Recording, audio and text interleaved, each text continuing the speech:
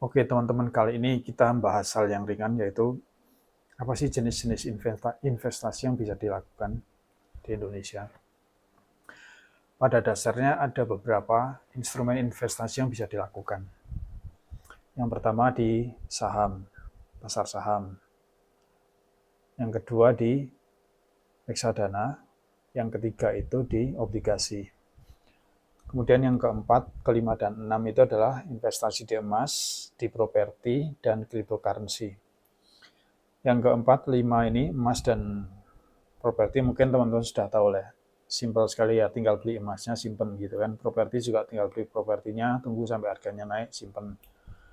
Yang keenam itu cryptocurrency. Tapi cryptocurrency saya tidak bahas karena fluktuasinya sangat tinggi dan mungkin belum banyak yang main di cryptocurrency. Emas dan properti juga tidak bahas karena semua orang sudah tahu lah. Mungkin yang simpel kita bahas dulu saham ya. Nanti menyusul reksadana dan obligasi mungkin di part berikutnya. Oke, mengenai saham. Saham itu adalah bukti penyertaan atau kepemilikan kita atas sebuah perusahaan. Saya akan bahas yang simpel dulu. Gimana sih kalau seseorang yang awam ingin beli saham, caranya gimana? Caranya simpel, tapi ada prosedur yang harus diikuti. Yang pertama adalah kita harus mencari brokernya. Jadi Anda tidak bisa beli saham tanpa broker. Broker itu perantara lah gitu ya. Broker itu sekarang sudah menyediakan online, jadi kita bisa isi formnya via online gitu kan. Jadi tinggal cari ke websitenya, ada formnya, kemudian diisi formnya. Dan data yang diperlukan itu hanya KTP sama NPWP. Sudah itu aja. Anda isi formnya, ya kan. Kemudian di situ nanti Anda harus ngisi juga namanya rekening RDN atau rekening dana investor. Apa sih RDN itu? RDN itu gini. Jadi ini rekening yang di luar rekening pribadi kita. Kan masing-masing punya rekening BCA, Mandiri, BRI atau bank lain kan. RDN ini rekening penampungan. Jadi kalau kita beli saham ya, itu nanti dananya diambil dari rekening dana investor ini. Nanti kalau kita jual juga ditaruh di rekening dana investor ini. Jadi RDN adalah rekening perantara. Jadi prosedurnya adalah Anda cari satu brokernya. Itu bisa lewat online ya. Banyak yang sudah menyediakan. Kemudian isi form disertakan dengan lampiran KTP dan NPWP. Kemudian ada juga isi form untuk buka rekening dana investor. Banknya mana terserah, bisa milih BCA, bisa Mandiri, bisa CIMB atau terserah masing-masing.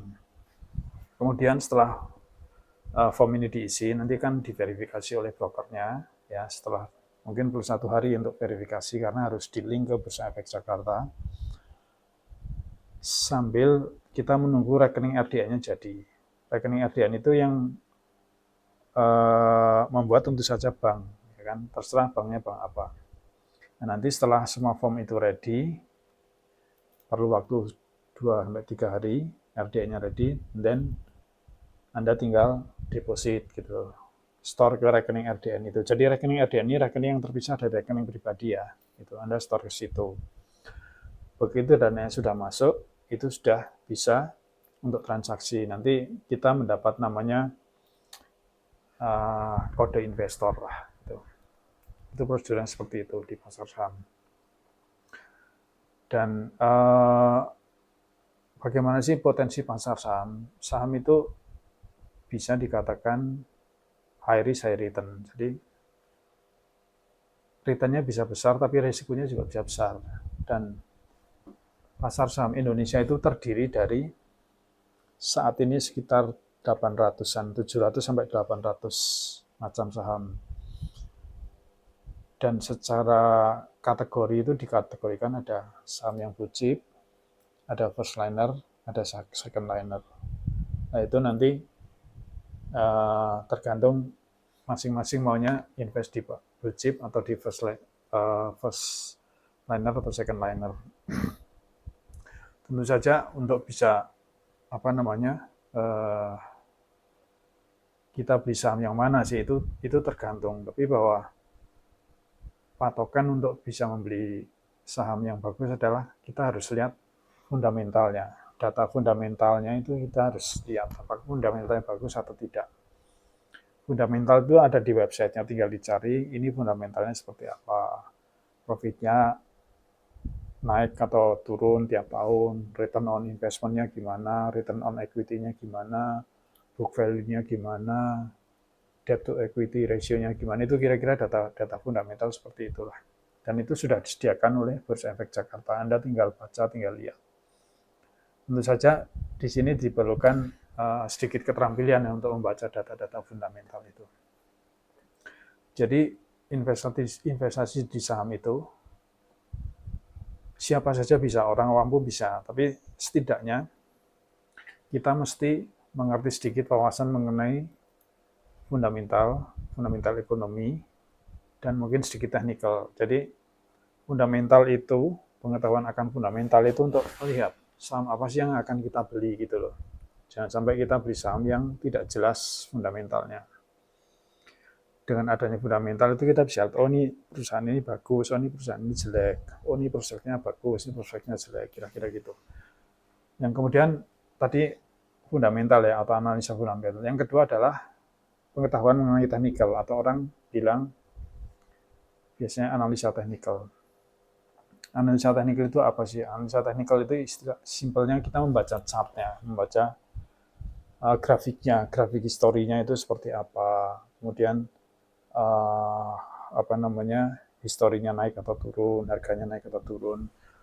Tujuan dari analisa teknikal adalah untuk menentukan entry time-nya.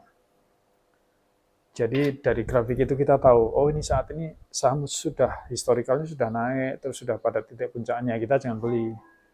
Karena saham itu tidak bisa naik terus, tidak bisa turun terus. Ada saatnya dia naik, kemudian ada saatnya dia turun. Nah, dengan analisa teknikal ini menentukan entry time-nya, kapan kita saatnya untuk beli saham tersebut. Tentu saja setelah dianalisa secara fundamental ya. Artinya kita sudah melihat, oh ini saham yang saya beli itu A, B, C, D gitu kan. Udah di-scan, sahamnya udah ketemu, ini tinggal entry time-nya. Lah, entry time-nya itu ditentukan oleh analisa teknikal itu gitu loh. Jadi gabungan antara analisa teknikal dan analisa fundamental.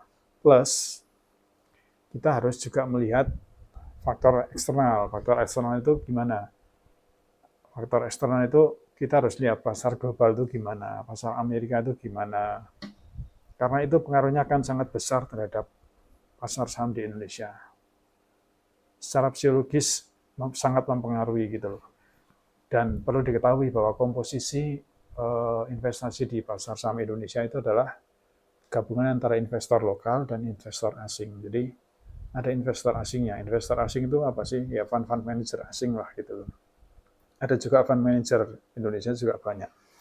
Tapi komposisinya secara portofolio itu jauh lebih banyak investor asingnya daripada investor lokalnya. Jadi kita mesti melihat juga. Investor asing itu begitu melihat eksternal faktor kurang bagus, misalkan ada data ekonomi yang kurang bagus, ratingnya turun, country risk-nya naik atau apa, mereka sangat sensitif gitu. Itu sangat berpengaruh kepada keputusan mereka untuk menjual atau membeli saham. Kira-kira begitu. Jadi investasi di saham itu intinya high risk dan high return.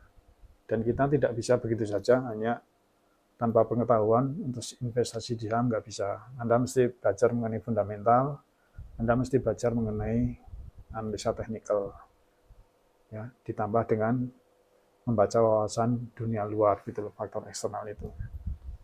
Oke, kira-kira itu dulu. Nanti kita lanjutkan di part berikutnya. Terima kasih.